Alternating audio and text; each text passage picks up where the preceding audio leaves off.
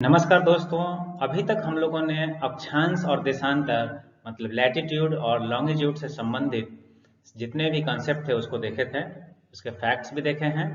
अब हम लोग देखेंगे उससे संबंधित सवालों को जो कि आने वाले एग्जाम्स में बहुत इंपॉर्टेंट हैं और पहले के पूछे हुए क्वेश्चंस भी हैं। ठीक है, तो हम लोग शुरू करते हैं आज का अपना वीडियो, जिसमें हम लोग सिर्फ क्वेश्चंस पर चर्चा करेंगे और उसको समझने के साथ साथ याद करने की भी कोशिश करेंगे। ठीक है, शुरू करते हैं अपना वीडियो। पहला क्वेश्चन है, एक स्थान की जो सही अक्षांशीय स्थिति हो सकती है वह है। तो यहाँ पे सवाल क्या पूछा गया है, लैटिट्यूड के पोजीशन के बारे में पूछा गया है कि एक लैटिट्यूड जो है वो हो सकता है इन चारों में से कोई। तो अगर हम यहाँ पर बात कर रहे हैं नॉर्थ में लैटिट्यूड की, तो 90 डिग्री तक ही हमारा लैटिट्यूड होता है, 91 डिग्री नहीं होता है। ठीक है, तो ये तो हमारा नहीं होगा। अगर हम लैटिट्यूड की बात कर रहे हैं तो पूरब और पश्चिम की तो बात ही नहीं करेंगे, तो ये दोनों भी हमारा क्वेश्चन का आंसर नहीं होगा। तो हमारा आंसर क्या हो गया, 45 डिग्री साउथ, ये लैटिट्यूड की स्थिति है। तो हमारा आंसर हो गया सी। अगला सवाल है, निम्नलिखित में से कौन सा एक ग्लोब पर बृहद वृत्त नहीं है। तो जो बृहद वृत्त मतलब ग्रेट सर्कल होना चाहिए, वो कौन सा नहीं है पूछा गया है। तो विषुवत रेखा या कहें कि इक्वेटर जो है, इसकी अगर हम बात करें तो ये तो सबसे बड़ा अक्षांश कहें कि लैटिट्यूड होता ही है। ठीक है, मुख्य देशांतर रेखा अगर हम इसकी बात करें तो ये भी एक कंप्लीट सर्कल का आधा हिस्सा है जो कि पूरे पृथ्वी को घेरता है, तो ये भी एक बड़ा हिस्सा है। ठीक है, 60 डिग्री पूर्व देशांतर, तो जहां भी हम लोग देशांतर की बात कर रहे हैं, लॉन्गिट्यूड की बात कर रहे हैं, तो ये पूरे के पूरे पृथ्वी पर मतलब नॉर्थ पोल से साउथ पोल मिलाकर बनता है, तो ये एक ग्रेट सर्कल का ही पार्ट होता है।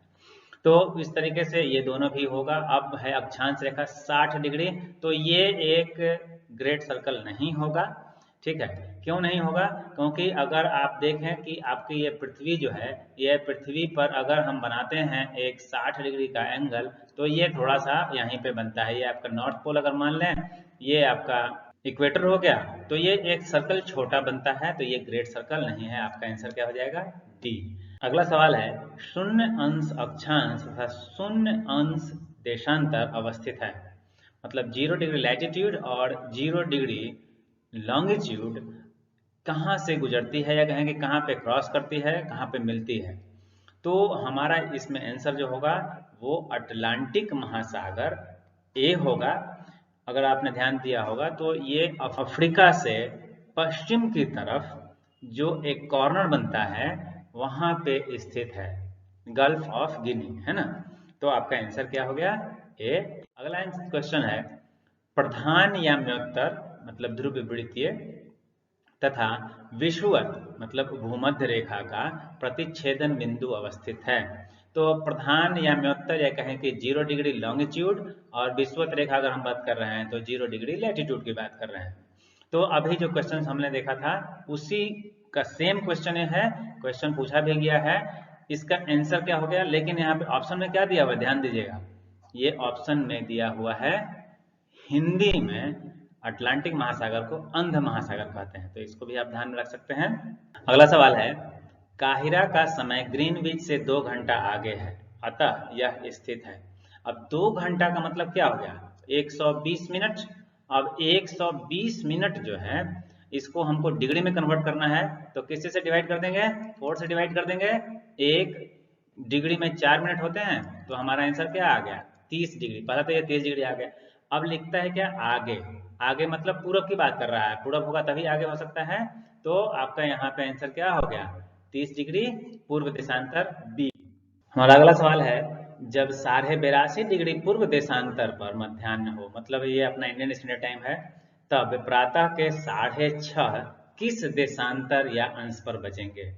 अब यहाँ पे जो पूछा गया है कि आपके यहाँ दोपहर का समय हो गया है कितना, 82.5 डिग्री पर, मतलब 12 बज रहे हैं। अब सुबह कहाँ हुआ होगा उस समय, हमारे यहाँ जब 12 बज रहा होगा तो नीचे पीछे की तरफ हमको चलना पड़ेगा, तो कितना घंटा ये पीछे जाना पड़ेगा हमको, 6:30 हमको बजाना है 12 बजे के हिसाब से, तो 5.5 घंटा अगर पीछे जाएंगे तो एक्चुअल में हमारा जो टाइम है वो GMT से 5.5 घंटे आगे है।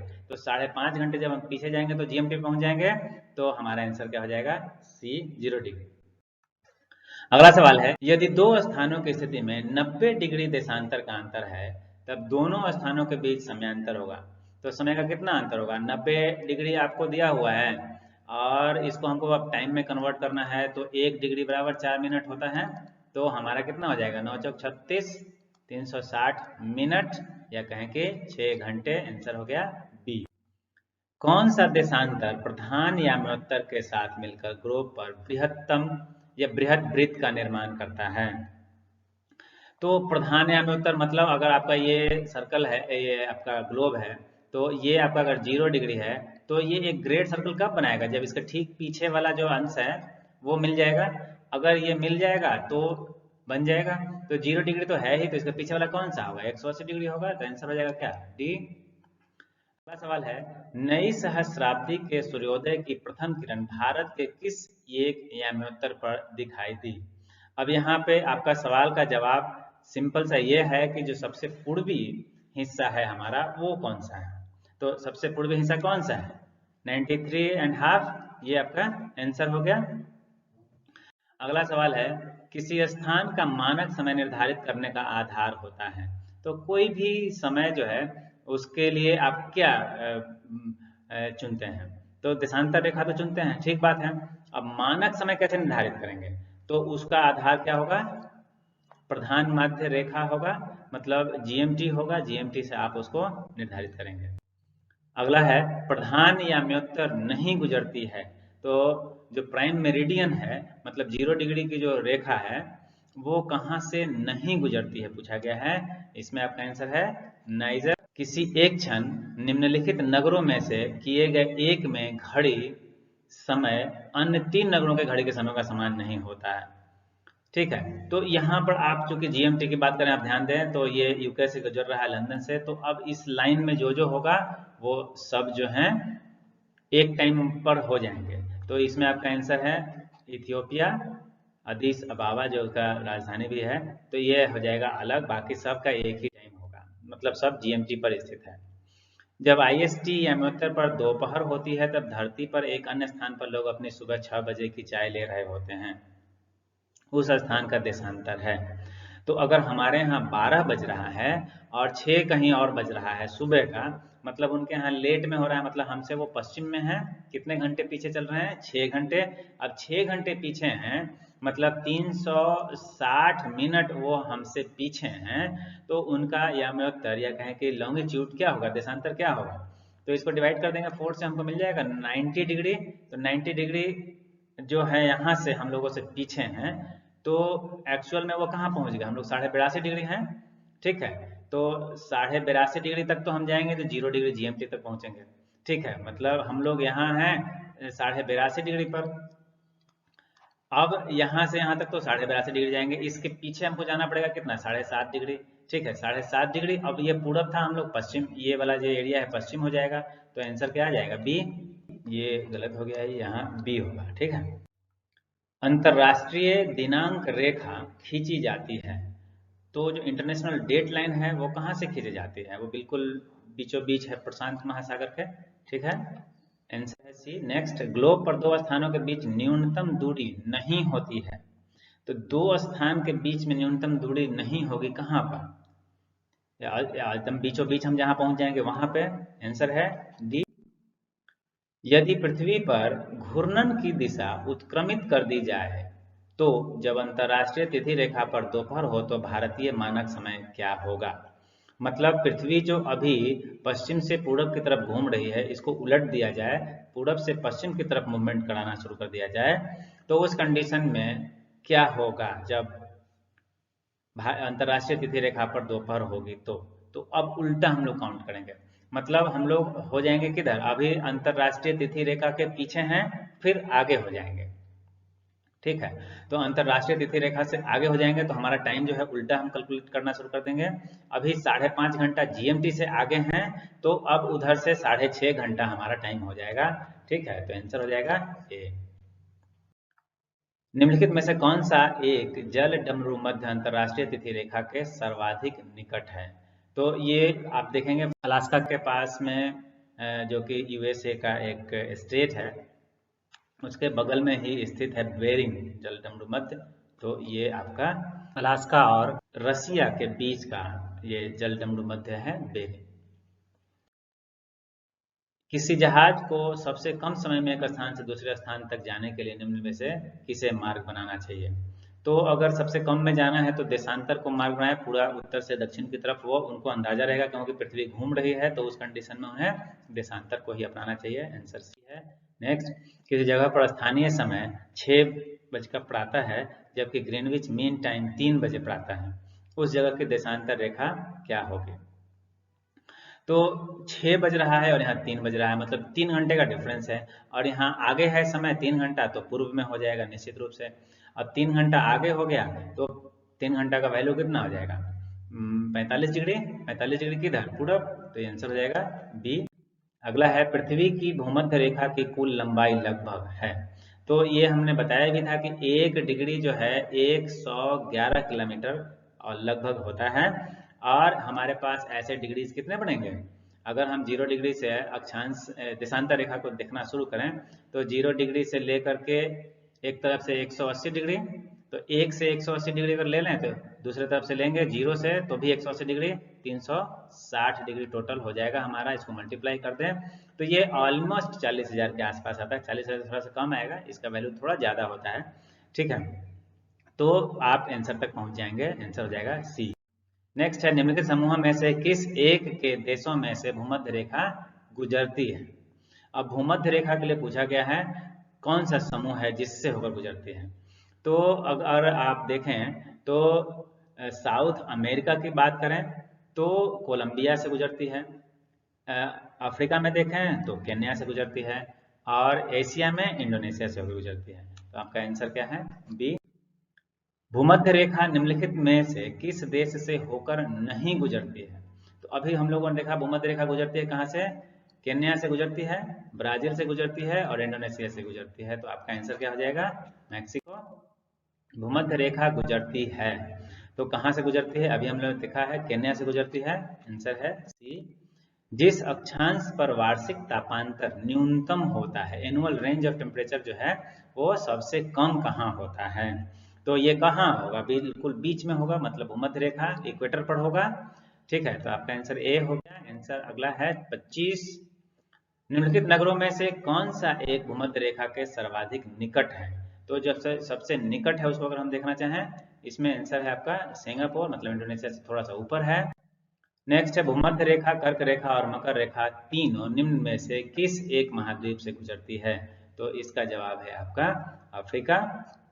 यहाँ से तीनों ही गुजरती है। अगला है, मकर संक्रांति के समय कर्क रेखा पर दोपहर के सूर्य का उन्नतांश होता है। अब देखिए, जो एंगल बन रहा है मकर संक्रांति के समय, मतलब सूरज दक्षिणी गोलार्ध के 23 डिग्री पर स्थित है और हमसे पूछा जा रहा है कर्क रेखा पर, मतलब 23 डिग्री उत्तर की तरफ। तो इस समय जो एंगल बनेगा सूर्य के साथ उस पृथ्वी पर स्थित जगह का, वो हो जाएगा 66.5 डिग्री। ठीक है, अगला आंसर है, अगला क्वेश्चन है, कर्क रेखा नहीं गुजरती है। कहाँ कहाँ से कर्क रेखा नहीं गुजरती है? 23.5 डिग्री नॉर्थ की हम लोग बात कर रहे हैं। तो भारत से तो गुजरती है बिल्कुल पक्का, भारत के बगल में म्यांमार से भी गुजरती है पक्का, मिस्र से भी गुजरती है। आंसर क्या हो गया? ईरान। अगला है, मकर रेखा नहीं गुजरती है। हम लोग साउथ में 23.5 डिग्री की बात कर रहे हैं, तो कहाँ से नहीं गुजरती है? तो इसमें आप देखेंगे तो ब्राजील है, अर्जेंटीना है, ठीक है, और पैराग्वे है। आंसर हो गया आपका बोलीविया, जहां से नहीं गुजरती है। किस तिथि को रात और दिन बराबर होते हैं? तो ऐसा 2 बार होता है इक्विनॉक्स के समय। तारीख कौन कौन सी होती है? बीच वाला समय है, ध्यान रखिएगा। तो एक तो आपका हो गया मार्च वाला समय और दूसरा हो गया सितंबर वाला समय। तो यहाँ पे आपका आंसर क्या है? 23 सितंबर। अगला है, विषुव या इक्विनॉक्स वर्ष के दो काल जब दिन और रात बराबर होता है। तो इक्विनॉक्स जो अभी हम लोग बात यही कर रहे थे, तो हमने अभी बताया। आपका आंसर क्या है? 21 मार्च और 23 सितंबर, ये आंसर है। अगला, वर्ष भर रात और दिन कहाँ बराबर होते हैं? तो कहाँ होंगे? बिल्कुल बीच में होंगे, भूमध्य रेखा के पास। अगला क्वेश्चन है, उत्तरी गोलार्ध में कर्क संक्रांति के समय 12 घंटे का दिन होगा। तो उत्तरी गोलार्ध में बात कर रहे हैं हम लोग कि कर्क संक्रांति मतलब जैसे मकर संक्रांति का मतलब क्या होता है, मकर रेखा पर सूरज जो है बिल्कुल सीधी होती है और उसके बाद वापस होनी शुरू हो जाती है। ठीक उसी प्रकार से 23.5 डिग्री नॉर्थ में भी जब कर्क रेखा पर सूरज सीधे आ जाती है और फिर वापस जाना शुरू होता है, तो उस समय की हम लोग बात कर रहे हैं। उत्तरी गोलार्ध में कर्क संक्रांति के समय 12 घंटे का दिन कहाँ होगा, दिन और रात जब भी बराबर की हम लोग बात करेंगे। तो यहाँ तो अभी कर्क संक्रांति में नॉर्थ में तो बहुत बड़ा दिन हो जाएगा और साउथ में छोटा दिन हो जाएगा, तो कहाँ बराबर होगा, विषुवत रेखा पर होगा, इक्वेटर पर होगा। अगला सवाल है, उत्तरी गोलार्ध में वर्ष का सबसे छोटा दिन होता है। तो उत्तरी गोलार्ध मतलब हम लोगों के क्षेत्र की बात हम लोग कर रहे हैं। तो 23.5 डिग्री नॉर्थ में सबसे छोटा दिन कब होता है, अगर वो तारीख याद है आपको तो आपका आंसर हो जाएगा। यहाँ पे आपके पास जो जवाब है वो है 22 दिसंबर, जिसके बाद हम लोग बड़ा दिन की छुट्टी भी मनाते हैं, मैंने बताया था इसमें। इससे रिलेटेड वीडियोज अवेलेबल हैं, अगर आप देखना चाहें तो वीडियोज देख सकते हैं। उसे आई बटन के साथ जोड़ दिया गया है और नोट आपके डिस्क्रिप्शन में भी दे दिया गया है। उत्तरी गोलार्ध में किस तारीख को सबसे बड़ा दिन होगा, मतलब जब कर्क पर संक्रांति होगी तो सबसे बड़ा दिन होगा, और यह तारीख कौन सी होती है, 21 जून की। अगला सवाल है, दक्षिणी गोलार्ध में सबसे बड़ा दिन होगा, मतलब जब सबसे छोटा दिन उत्तरी गोलार्ध में होगा तब होगा। तो उत्तरी गोलार्ध में सबसे बड़ी रात कब होगी, उसी दिन 22 दिसंबर को। अगला सवाल है, ग्रीष्म अयनांत प्रति वर्ष होता है, मतलब जो सूरज जो है वो मूवमेंट करते हुए गर्मी में, ग्रीष्म की बात कर रहे हैं, 23.5 डिग्री के ऊपर आ जाता है, उसको हम लोग बोलते हैं ग्रीष्म अयनांत या संक्रांति। ठीक है, या ट्रांजिशन कर सकते हैं, वहां से वापस होना शुरू होता है, मतलब गर्मी की समाप्ति की शुरुआत हो जाती है। तो ये कब होगा, ये 21 जून को होगा, आपका आंसर है डी। अगला है, निम्नलिखित तिथियों में से किस में दोपहर को आपकी छाया सबसे छोटी होती है। अब यहाँ आपकी बात कर रहे हैं, मतलब हम लोग इंडिया की बात कर रहे हैं, तो इंडिया में जून के 21 तारीख को आपके ठीक सिर के ऊपर सूरज आ जाएगा, तो आपकी छाया सबसे छोटी हो जाएगी। आंसर है यहाँ पे सी। तो इस तरीके से हम लोगों ने इन सारे क्वेश्चंस को किया है, और इसमें मुझे लगता है कि आप लोगों को कोई समस्या नहीं होनी चाहिए। अगर कोई समस्या होती है तो आप कमेंट बॉक्स में ज़रूर बताएं, हम उसका जवाब देने की पूरी कोशिश करेंगे। और अगर आपको ये वीडियो पसंद आया हो तो इसे लाइक करें, अपने दोस्तों में शेयर करें, और अगले आने वाले वीडियोज़ की नोटिफिकेशन पाने के लिए हमारा चैनल सब्सक्राइब कर लें। धन्यवाद।